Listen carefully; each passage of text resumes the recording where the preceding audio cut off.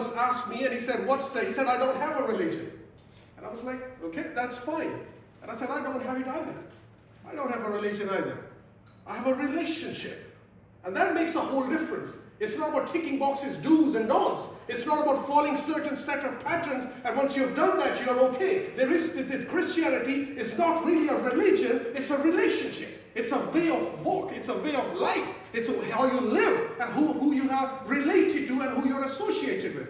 And he said, so if you think it's not a religion, then what's the biggest difference between Christianity and all other religions? I said, the only difference was this verse that I quoted to him. I said, in other religions, people seek God. But in Christianity, Jesus seeks the lost and the sinners. Because in our own mind, in our own capacity, in our own wisdom, we cannot fathom the dignity and the unfathomable. The infinite cannot be understood by a finite mind. So he has to do something. In other religions, people are starving, people are doing all sorts of things to get closer to God, but it's not going to be enough.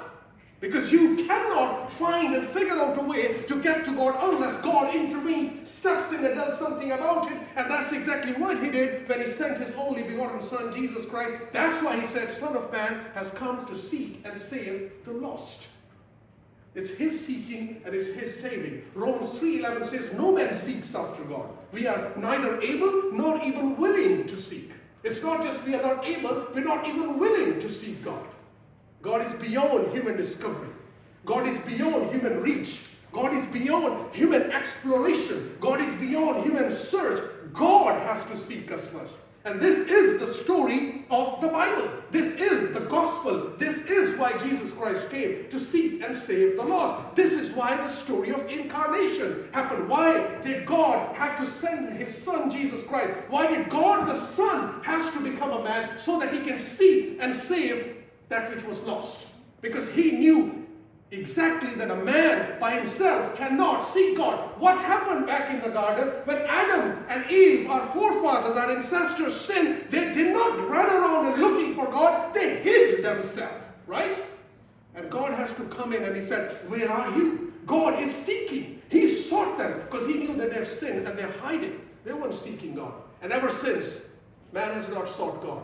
And ever since, God has not stopped seeking man and the lost sinners. And this is the story of the gospel. This is the story of Jesus seeking and saving, for him coming into this world, living a sinless life, dying on the cross, bearing my sins, my shame, my guilt, and yours upon himself, and God crushing him under the full wrath of his fury, so that by his death, my sins could be satisfied, because I could not do it on my own. And God knew that. That's why he sent his Son to do the impossible, to do that was